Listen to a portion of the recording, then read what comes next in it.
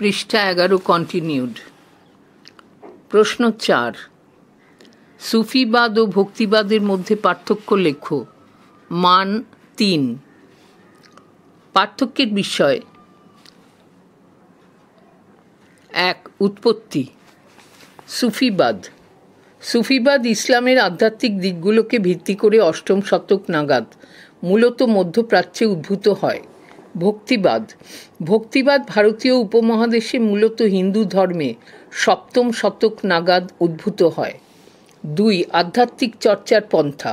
সুফিবাদীরা জিকির অর্থাৎ আল্লাহকে স্মরণ, ধ্যান, কাওয়ালি প্রভৃতির মাধ্যমে আধ্যাত্মিক চর্চা করতেন।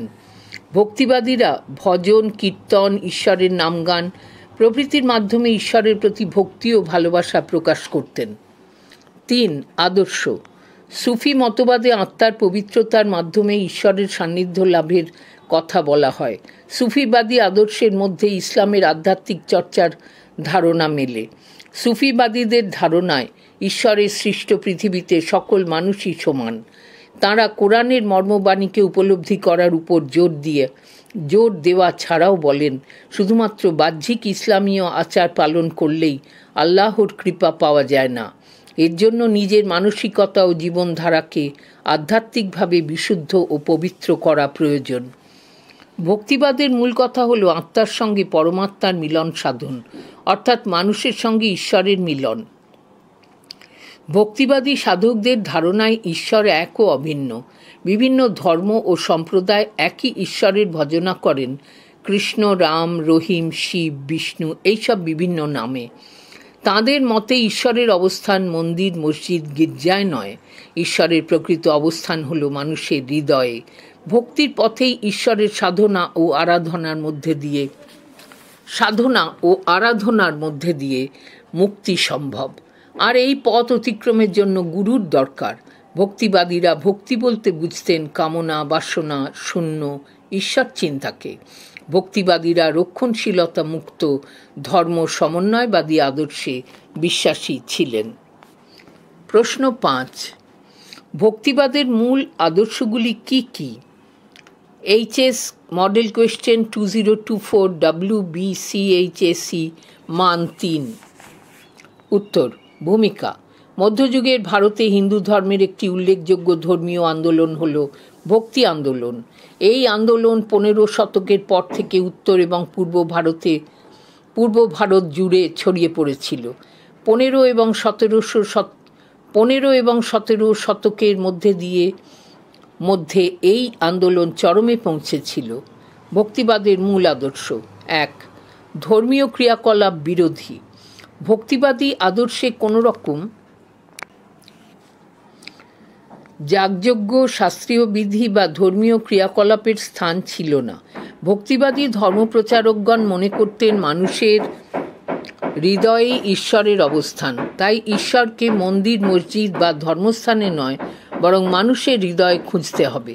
ভক্তি মার্গের সাধকরা কোনো বিশেষ ধর্মগ্রন্থ বা ধর্মীয় মতবাদকে গুরুত্ব দেননি। তাই বিশেষ কোনো ধর্মের আচার অনুষ্ঠান পালনের প্রয়োজনীয়তা নেই বলে তাঁরা মনে করতেন। 2. একেশ্বরবাদে বিশ্বাস। ভক্তিবাদী আদর্শের মূল কথাই হলো একেশ্বরবাদ। এই একেশ্বরবাদের যথেষ্ট উল্লেখ ও বিশ্লেষণ রয়েছে উপনিষদে।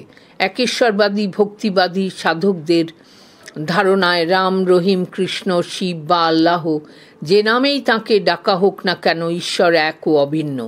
বিভিন্ন ধর্ম ও সম্প্রদায় একই ঈশ্বরকে বিভিন্ন নামে ভজনা করে থাকেন মাত্র।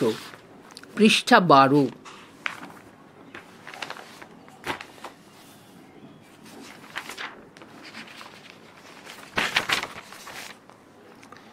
3.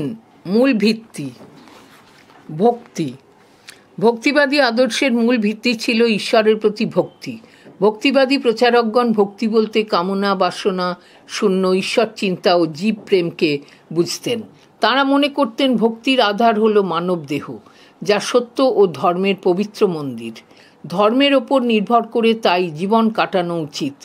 আর তার জন্য ভক্তির পথে ঈশ্বর আরাধনা ও সাধনার প্রয়োজন। গীতায় শ্রীকৃষ্ণ অর্জুনকে বলেছেন, ভক্তি মানুষকে পাপমুক্ত করে এবং এই মুক্তির পথই হল ভক্তি বা আত্মসমর্পণ। মন্তব্য: ভক্তিবাদী আদর্শের সকল সংকীর্ণতা ছেড়ে সমাজে মানুষে মানুষে এবং নারী পুরুষের সমানাধিকারের প্রচেষ্টা লক্ষ্য করা যায়।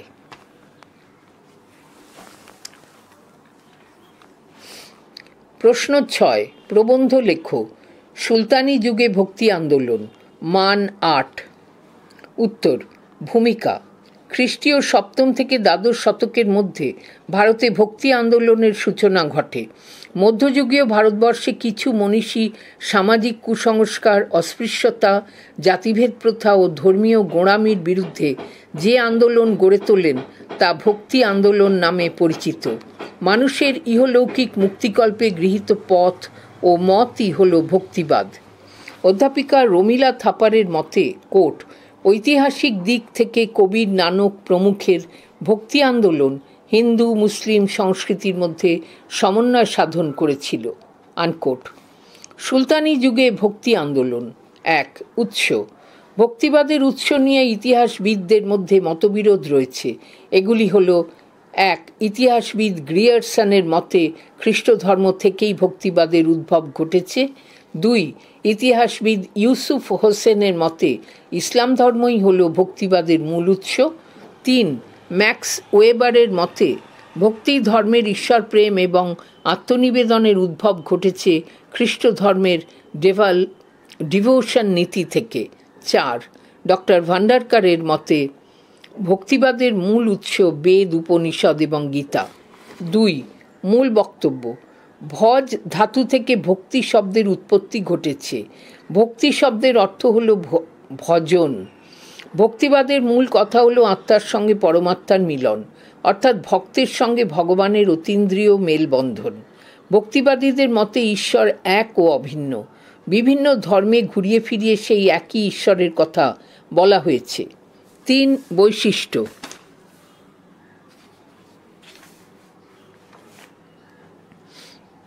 ভক্তিবাদের অন্যতম কয়েকটি বৈশিষ্ট্য হল: 1। ভক্তিকেই মুক্তির আসল পথ হিসেবে দেখা। 2। ঈশ্বরকে এক ও অভিন্ন হিসেবে আরাধনা করা। 3। জাতি ধর্ম বর্ণ নির্বিশেষে সকল মানুষকেই সমান ভাবা। 4। ঈশ্বরের সান্নিধ্য লাভের জন্য মূর্তি পূজা, পৌরোহিত্য ও ধর্মীয় রীতিনীতির প্রয়োজন অস্বীকার করা। 5। সামাজিক সাম্য ও সৌভ্রাতৃত্ব গঠনের প্রচেষ্টা করা। 4। ভক্তিবাদের প্রসার। ভক্তিবাদী আন্দোলন খ্রিস্টীয় 12, 13 ও 14 শতকে দক্ষিণ ভারতে বিস্তার লাভ করলেও পরবর্তী সময়ে তা উত্তর ভারতেও প্রসারিত হয়। তামিল অঞ্চলে আলবার সম্প্রদায় এই ধর্মের প্রতি গভীরভাবে আকৃষ্ট হয়। এছাড়াও শৈব ও নায়নার সম্প্রদায়ও এর দ্বারা গভীরভাবে অনুপ্রাণিত হয়। 4। ভক্তিবাদের প্রচারকগণ। ভক্তি আন্দোলনের প্রধান প্রচারক ছিলেন রামানন্দ, কবির, নানক, শ্রী চৈতন্যদেব প্রমুখ। এরা বিশুদ্ধ ভক্তি ও ভালোবাসার মাধ্যমে ঈশ্বর সাধনার কথা প্রচার করেন। 1। রামানন্দ। ভক্তিবাদের আদি প্রচারক ছিলেন সাধক রামানুজ। রামানুজের আদর্শে উদ্বুদ্ধ হয়ে 14 শতকে রামানন্দ উত্তর ভারতে ভক্তি আন্দোলন শুরু করেন। তিনি জাতিভেদ বা বর্ণভেদ মানতেন না। তিনি বলতেন ঈশ্বরের কাছে সবাই সমান। ঈশ্বরের প্রতি অবিচল ভক্তি মানুষকে মুক্তির সন্ধান দেয়। হিন্দু মুসলমান নির্বিশেষে বহু মানুষ তাঁর শিষ্যত্ব গ্রহণ করেন। রামানন্দের 12 জন প্রধান শিষ্যের মধ্যে অন্যতম ছিলেন সাধক কবির। 2. কবির 1398 থেকে 1518 খ্রিস্টাব্দ। কথিত আছে কবির কাশীর এক ব্রাহ্মণ পরিবারে জন্মগ্রহণ করেছিলেন, তবে তিনি মুসলমান তাঁতি বা জোলা পরিবারে লালিত পালিত হন। কবির প্রচার করেন যে মানুষ নানা নামে ডাকলেও আল্লাহ বা ঈশ্বর এক, তার অবস্থান মানুষের অন্তরে।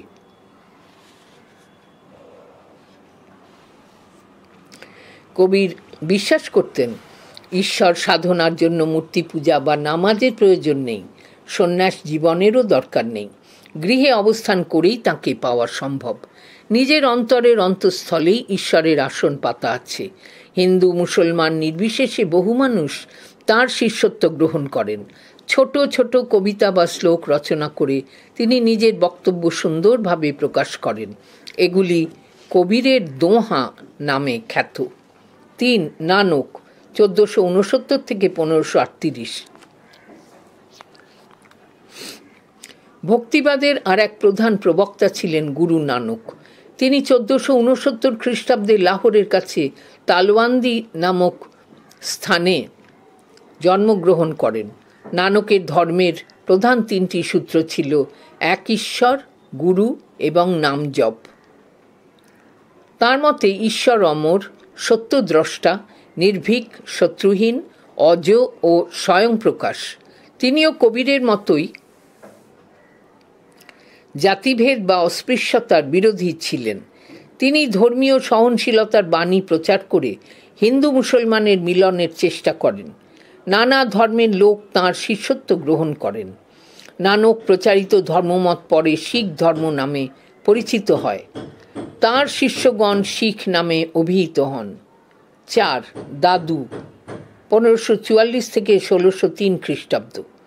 কবির পন্থার অন্যতম অনুসারী ছিলেন দাদু। তাঁর জন্ম গুজরাতে। দাদুর লক্ষ্য ছিল সর্বধর্ম সমন্বয়। এই উদ্দেশ্যে তিনি পরম ব্রহ্ম সম্প্রদায় স্থাপন করেন। পৃষ্ঠা 13। তাঁর উদ্যোগে বিভিন্ন ধর্ম সম্প্রদায়ের ভক্তিমূলক রচনা সংকলিত হয়। তিনি মনে করতেন ঈশ্বর মানুষের অন্তরে বিরাজ করেন, তাই মানুষে মানুষে কোনো ভেদ নেই। দাদুর অনুগামীরা দাদুপন্থী নামে পরিচিত হন। 5. শ্রী চৈতন্যদেব, 1486 থেকে 1533 খ্রিস্টাব্দ। বাংলায় ভক্তিবাদের আদর্শে ধর্ম সংস্কার আন্দোলনের পুরোধা ছিলেন চৈতন্যদেব। তিনি নদিয়া জেলায় এক শিক্ষিত পরিবারে জন্মগ্রহণ করেন। তাঁর বাল্যনাম ছিল নিমাই। 24 বছর বয়সে তিনি গৃহত্যাগ করে সন্ন্যাস গ্রহণ করেন। তিনি বিভিন্ন শাস্ত্র ও দর্শনের সুপণ্ডিত ছিলেন। তাঁর মতে জাতি, ধর্ম, বর্ণ নির্বিশেষে সকল মানুষই আধ্যাত্মিক শক্তির অধিকারী হতে পারে। বৈরাগ্য ও কৃষ্ণের প্রতি ভক্তি জীবের মুক্তি আনবে, এই তত্ত্ব তিনি প্রচার করেন। চৈতন্য প্রচারিত ধর্মের 3টি মূল কথা ছিল: 1. জীবে দয়া, 2. ঈশ্বরে ঐকান্তিক ভক্তি এবং 3. নাম সংকীর্তন। অধ্যাপক রাধাকুমুদ মুখোপাধ্যায়ের মতে চৈতন্য বৈষ্ণব আন্দোলন ভারতের জীবনধারায় নৈতিকতা ও শুভ বোধের সংযোজন ঘটায়। The Chaitanya Vaishnava movement added a new strand of morality and goodness to the Indian character. 6. Mirabai, 1498 থেকে 1546 খ্রিস্টাব্দ। ভক্তিবাদের স্মরণীয় প্রচারক ছিলেন রাজপুত রতন সিংহের কন্যা ও সিসোদীয় রাজবংশের কুলবধূ মীরাবাই। অল্প বয়সে তিনি কৃষ্ণপ্রেমে আকৃষ্ট হন। তাঁর উপাস্য দেবতা ছিলেন গিরিধারী লাল। ব্রজবুলিতে রচিত ভজন গানের মধ্য দিয়ে তিনি শ্রীকৃষ্ণের প্রতি ভক্তি নিবেদন করতেন। মীরার ভজন নামে পরিচিত তাঁর ভক্তি গীতিগুলি ভারতীয় সাহিত্য ও সঙ্গীতের অমূল্য সম্পদ। উপসংহার: ভারতবর্ষের ধর্মীয় ইতিহাসে বৌদ্ধ ধর্মের পরেই ভক্তিবাদী আন্দোলন গভীরভাবে রেখাপাত করেছিল।